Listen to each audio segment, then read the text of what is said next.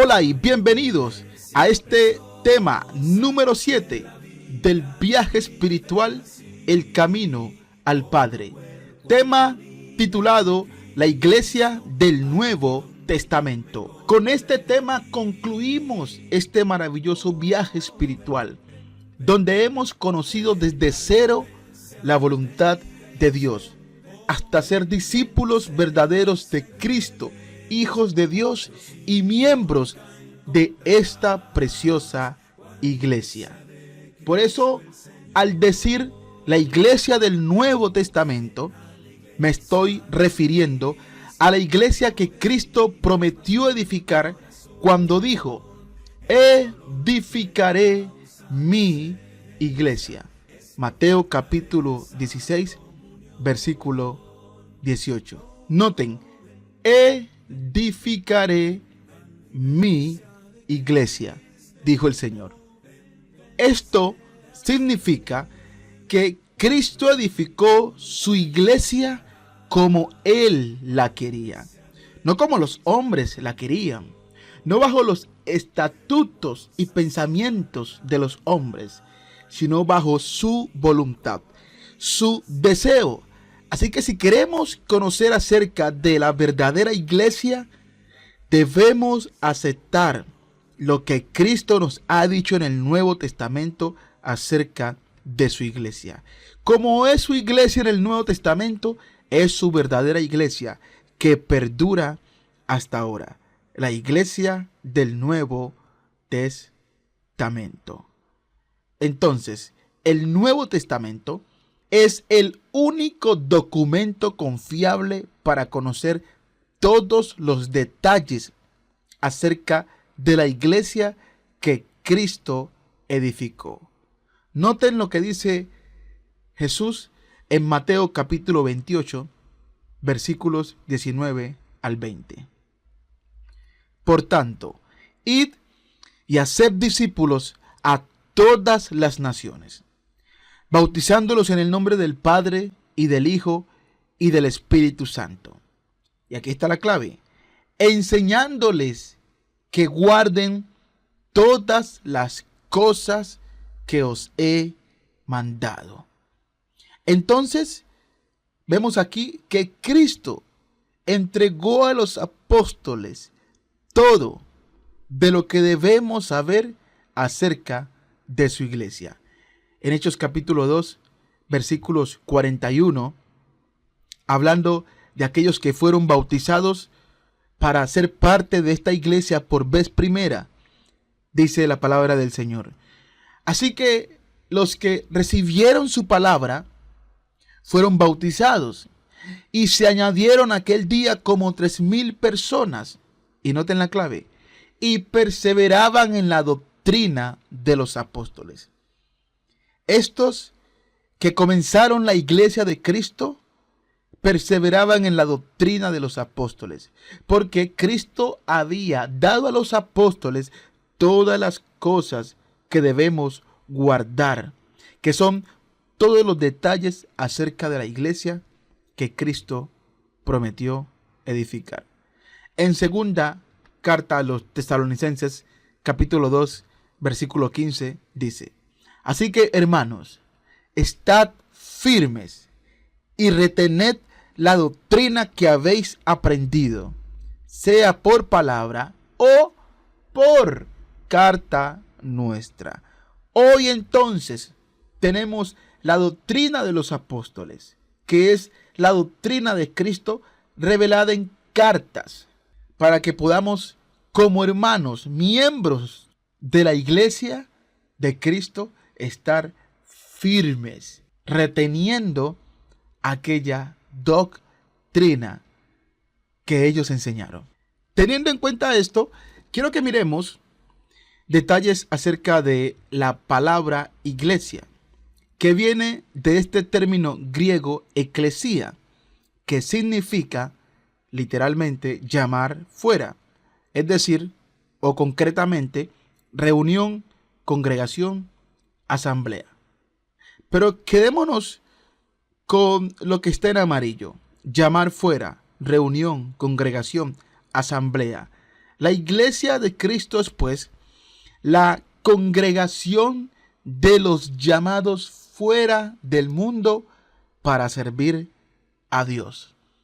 Cuando un hombre sale del mundo para servir a Dios conforme al evangelio que Él ha revelado, entonces llega a formar parte de esta iglesia del Nuevo Testamento, que es un cuerpo universal donde están todos aquellos que han sido bautizados recibiendo el perdón de pecados por la autoridad de Cristo, bajo los hechos del Evangelio, que son los que nos llevan a poder ser justificados por Dios. Y es que Dios es glorificado por medio de la iglesia que Cristo edificó. Es decir, pues que al ser parte de esta iglesia, estamos llamados a dar gloria a Dios. Es decir, haciendo las cosas que son agradables a Él. Efesios capítulo 3, versículo 21 dice: a Él, es decir, a Dios, sea gloria en la iglesia en Cristo Jesús por todas las edades, por los siglos de los siglos. Amén. Con esta introducción quiero invitarles a conocer el origen de esta iglesia, la iglesia de Cristo, que es el cumplimiento del reino prometido por Dios. Bienvenidos pues a la lección número 1. La iglesia es el reino de Dios.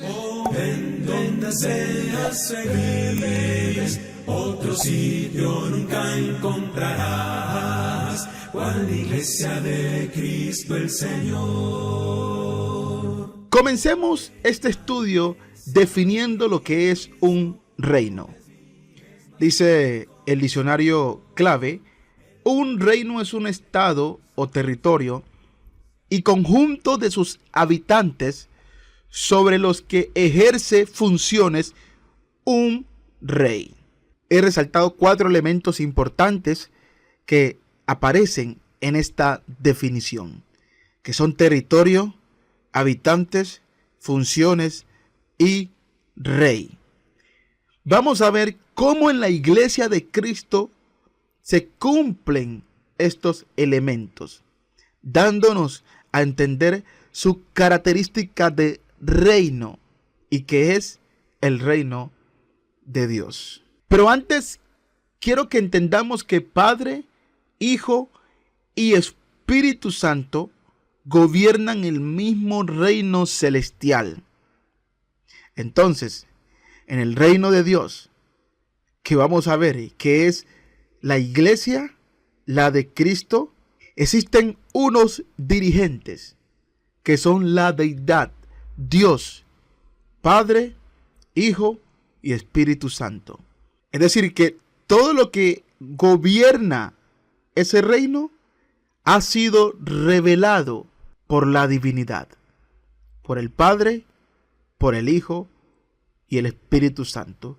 Los 3 han participado en este mismo proyecto. Mateo capítulo 7, versículo 21 dice: no todo el que me dice, hablando Jesús, Señor, Señor, entrará en el reino de los cielos, sino el que hace la voluntad de mi Padre que está en los cielos. Ahí hemos involucrado al Padre y al Hijo. ¿Pero qué creen? Juan capítulo 3, versículo 5 va a involucrar al Espíritu. Dice Jesús: de cierto te digo, que el que no naciere de agua y del Espíritu no puede entrar en el reino de Dios. Entonces, ahí vemos al Padre, al Hijo y al Espíritu. Sin que ellos 3 estén involucrados en la entrada al reino de Dios, ningún hombre puede entrar. ¿Lo ve? Ningún hombre puede entrar si ignora o bien sea al Padre, o al Hijo, o al Espíritu Santo. Digo esto porque hay algunos que o no creen en el Padre, ¿O creen solamente en el Hijo? ¿O han anulado al Espíritu Santo, reduciéndolo a una cosa inanimada, a un poder que Dios tiene, pero no a alguien que tiene participación activa en esto de entrar en el reino de Dios? Entonces, todo aquel que quiera entrar al reino de Dios debe tomar en cuenta la deidad, la Trinidad, al Padre, al Hijo y al Espíritu Santo. Los tres pues son inseparables para que todo hombre pueda entrar en el reino de Dios. Y es que hablar del reino de Dios es lo mismo que hablar del reino de Cristo. En Efesios capítulo 5, versículo 5 dice: porque sabéis esto, que ningún fornicario o inmundo o avaro que es idólatra tiene herencia en el reino de Cristo y de Dios. Cuando dice y de Dios, se refiere al Padre. Pero quiero señalar estos detalles porque no quiero después que se me confundan con que, bueno, el reino de Dios y por acá el reino de Cristo. No. Estamos hablando de lo mismo, ¿ya? Reino de Dios, reino de Cristo, reino de los cielos. Es exactamente lo mismo. No se habla de tres cosas distintas o de dos cosas diferentes. Y lo mismo pasa con la iglesia. El Señor Jesús identificó su iglesia, la que Él prometió edificar, como el reino. ¿Cuál reino? Pues el de Dios, el de los cielos. Mateo capítulo 16, versículos 18 y 19. Dijo Cristo, concretamente: edificaré mi iglesia, y las puertas del Hades no prevalecerán contra ella. Versículo 19, hablando con Pedro, le dice: y a ti te daré las llaves del reino de los cielos. Entonces vemos aquí cómo Cristo usa intercambiablemente los términos iglesia y reino de los cielos, porque para Cristo es lo mismo, porque es lo mismo, la iglesia y el reino de los cielos, que es el mismo reino de Dios. Es como si yo dijera: edificaré mi casa y a ti te daré las llaves de la mansión. La casa es la misma mansión, solo que el uno describe una cosa de eso mismo y el otro describe otra cosa de lo mismo. La iglesia es el reino de Dios. Ahora, aquí vamos a ver entonces que la iglesia cumple con los elementos de todo reino. Por eso, la iglesia es el reino. Cristo lo dijo. Por ejemplo, vemos que todo reino tiene el rey. Y en el reino de Dios, el Señor Jesús es el rey soberano. Esto vamos a aprender de la profecía de Daniel. En Daniel capítulo 7, versículo 13 y 14, leemos. Dice Daniel: miraba yo en la visión de la noche, y he aquí con las nubes del cielo venía uno como un hijo de hombre. Este refiriéndose a Jesús, que vino hasta el anciano de días, y le hicieron acercarse delante de él. Y le fue dado dominio, gloria y reino, para que todos los pueblos, naciones y lenguas le sirvieran. Su dominio es dominio eterno, que nunca pasará, y su reino uno que no será destruido. ¿El reino de quién? De uno como hijo de hombre. ¿Y quién es ese? Bueno, vamos a comprobarlo. Lucas capítulo 1, versículos 31 al 33 dice: y ahora concebirás en tu vientre y darás a luz un hijo, y llamarás su nombre Jesús. Este será grande y será llamado Hijo del Altísimo. Y el Señor Dios le dará el trono de David su padre, y reinará sobre la casa de Jacob para siempre, y su reino no tendrá fin. Lo mismo que dijo Daniel, hablando de un reino eterno, y se confirma aquí que ese reino iba a ser el de Jesús, el Hijo de Dios. Por eso, durante su tiempo en la tierra, dijo en Juan capítulo 18, versículo 31, delante de Poncio Pilato: mi reino no es de este mundo.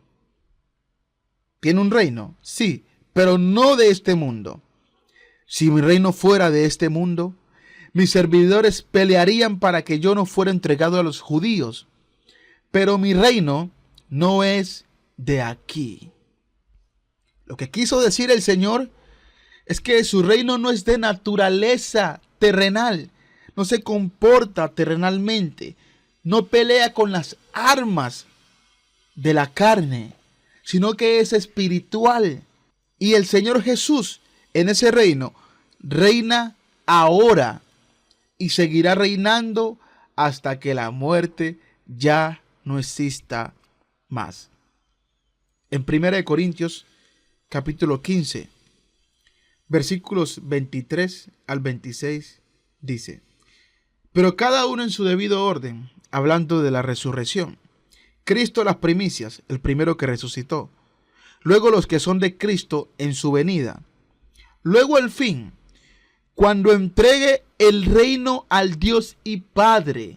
¿Quién? Cristo. ¿Cuál reino? El reino que tiene ahora.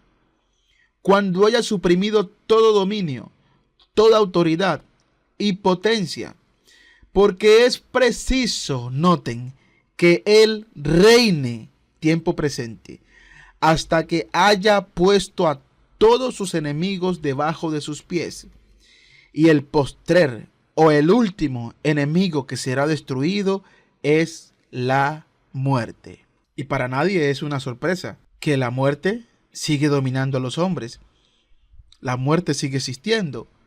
Eso quiere decir que Cristo sigue reinando y seguirá reinando. En Apocalipsis capítulo 21, versículos 3 y 4 dice: y oí una gran voz del cielo que decía: he aquí el tabernáculo de Dios con los hombres, y Él morará con ellos, y ellos serán su pueblo, y Dios mismo estará con ellos como su Dios. ¿Ve? Dice el versículo 4: enjuagará Dios toda lágrima de los ojos de ellos, y ya no habrá muerte, ni habrá más llanto, ni clamor, ni dolor, porque las primeras cosas pasaron. Ese reino de Cristo es su iglesia, y Él se la entregará a su Padre. Y cuando los miembros de esa iglesia del Nuevo Testamento lleguen a Dios el Padre, entonces será cuando ya no habrá más muerte. Ya vendrá el verdadero descanso, el gozo, porque las primeras cosas pasaron.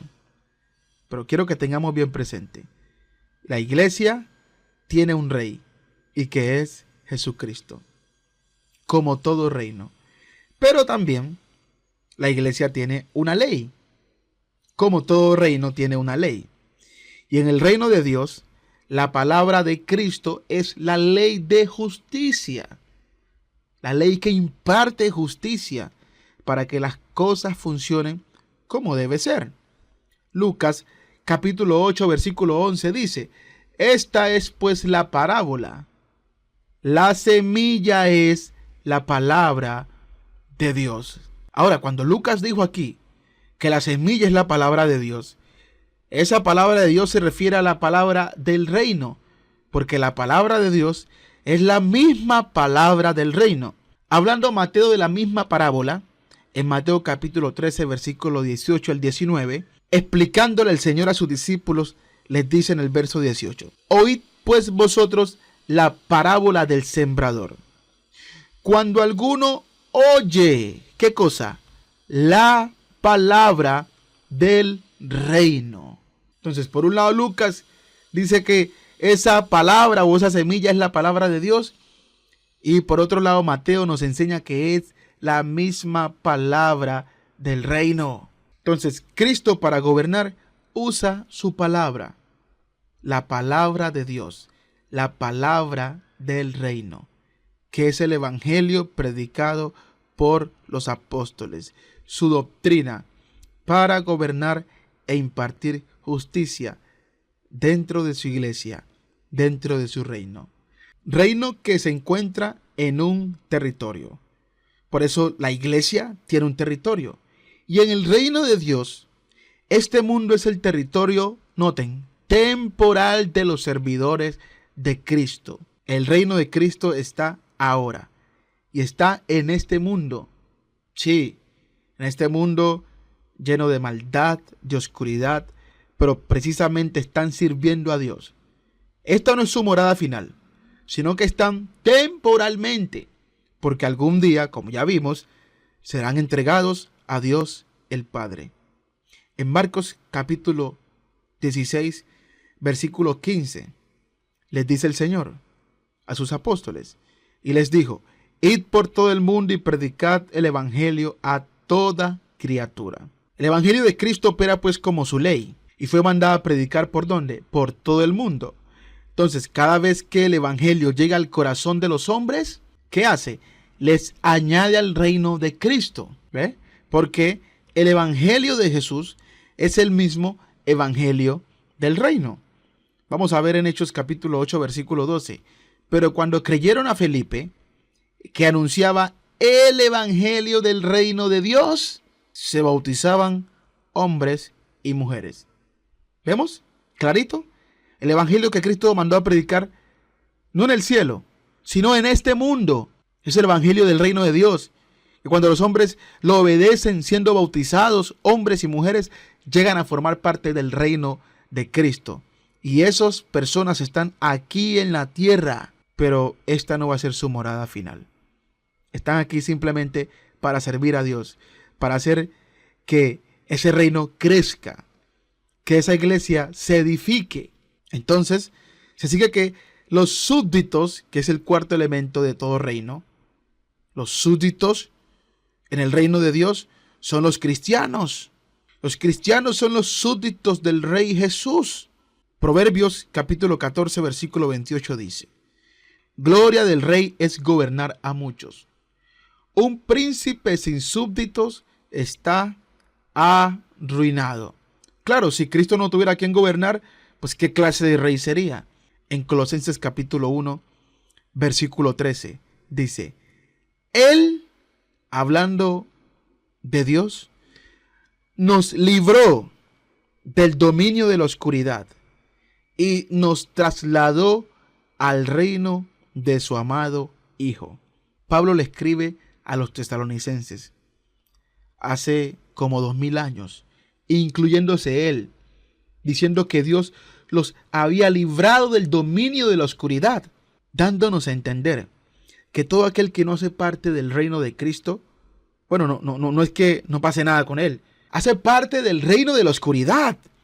Si no estamos en el reino de Cristo, estamos bajo la operación, el dominio, el poder, la autoridad, la potestad de las tinieblas, del diablo, del maligno. Cristo quiere liberarnos, quiere liberar a todos los hombres, pero no todos obedecen al evangelio, que es la ley que convierte el alma de los hombres pecadores para que se conviertan en súbditos de su rey, del único rey soberano, Jesucristo, el Hijo de Dios.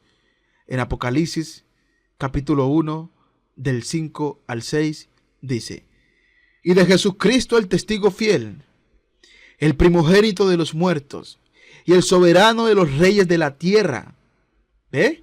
El soberano de los reyes de la tierra, al que nos amó y nos lavó de nuestros pecados con su sangre y nos hizo reyes y sacerdotes para Dios su Padre. A él sea gloria e imperio por los siglos de los siglos. Amén. Entonces, para ser parte de este reino, donde somos coronados como servidores de Dios, sacerdotes y reyes, debemos entrar a través del perdón de pecados, del nuevo nacimiento que es por el Evangelio. Tema número 5 que ya vimos y que les invito a poder estudiar, donde están las condiciones del Rey para nosotros ser parte de la iglesia del Nuevo Testamento. Porque la iglesia, como el reino de Dios, fue preparada desde la eternidad. ¿Y quién no quisiera ser parte de un plan que Dios tuvo en mente desde antes de la fundación del mundo? En Hechos capítulo 20, versículo 28 dice la palabra del Señor: por tanto, mirad por vosotros y por todo el rebaño en que el Espíritu Santo os ha puesto por obispos para apacentar, ¿qué cosa? La iglesia del Señor, la cual Él ganó o compró por su propia sangre. La iglesia es constituida bajo la sangre de Jesucristo. Sangre que fue derramada cuando Él murió en la cruz y que estaba determinada por Dios desde antes de la fundación del mundo. Por eso cuando hablamos de la iglesia del Señor, de la iglesia de Cristo, de la iglesia del Nuevo Testamento, no estamos hablando de un plan que Dios tuvo a bien hacer a última hora. Bueno, es que a Dios no tuvo más remedio de que a última hora inventarse una iglesia. No. Dios ya tenía planeado esto a través de la muerte de Jesucristo. Primera de Pedro, capítulo 1, versículo 18 dice, hablándole Pedro a aquellos cristianos que ya habían sido lavados con la sangre de Cristo: sabiendo que fuisteis rescatados o comprados de vuestra vana manera de vivir, la cual recibisteis de vuestros padres, no con cosas corruptibles como oro o plata, sino que fuisteis rescatados con la sangre preciosa de Cristo, como de un cordero sin mancha y sin contaminación.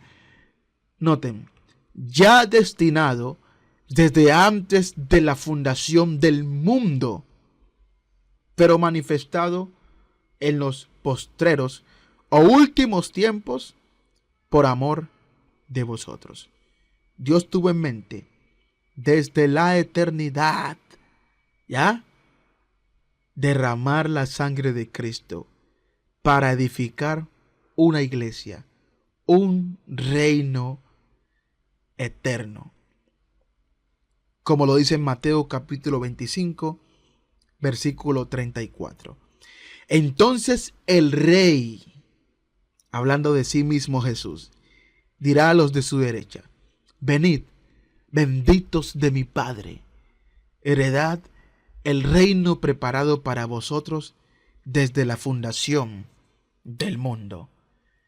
Bienvenidos. Eso es lo que Cristo quiere decirnos. Bienvenidos a mi reino, desde aquí de la tierra, pero que al final lo heredemos, estando con los millares y millares que invocaron el nombre de Jesucristo y se apartaron de toda iniquidad desde aquí de la tierra, siendo parte de esta preciosa iglesia, la iglesia del Nuevo Testamento. Esta fue la lección 1. La iglesia es el reino de Dios. Les invito a continuar con las lecciones 2 y 3 y la lección final, donde este tema les va a ser más claro. Y espero aquellos que no son parte del reino de Dios, de la iglesia del Nuevo Testamento, sean animados a procurar hoy mismo buscarlo con todo su corazón. Muchas gracias por su atención.